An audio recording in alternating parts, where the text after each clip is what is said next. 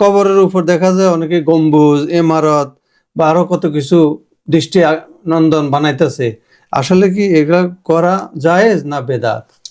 এটা উলামায়ে কেরামের মধ্যে, যারা আমরা আগে বলছি সালাফি উলামায়ে কেরামদের মধ্যে ইবনে বাজ, আলবানী, আরো যারা আলেম আছে, তারা এটাকে বিদআত বলছে, এটা ভাঙ্গা ওয়াজিব বলছে তারা।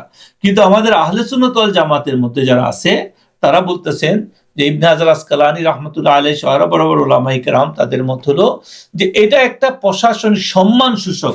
এটা কি বিষয়? এখানে আল্লাহর ওলি যারা, এটা বিদআতে সাইয়্যা কখনো হয় না, বিদআতে সাইয়্যা হয়, এটা বিদআতে হাসানা হয়।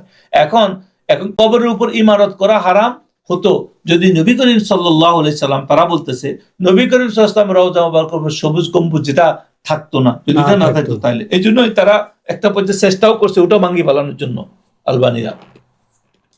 আল্লাহ পাক তাদের ফিতনা থেকে ইসলামকে হেফাজত করুক। কিন্তু তারা যে জিনিস আহলে সুন্নাতের সাথে সাংঘর্ষিক বিষয় করছে, ওনাদের যে বিষয়টা, সেটা হলো যে তারা এই হাদিসটাকে এমন ভাবে যুক্তিক ভিত্তিতে, যে হযরত আলী কারামাল্লাহু ওয়াজহু বলছেন যে আল্লাহ রাসূল বলছে তোমরা উঁচু দালানওয়ালা কবরগুলো, কিন্তু কখন বলছে সময়ের সাথে তারা নির্ণয় না করি, সেটাকে এভাবে করছে।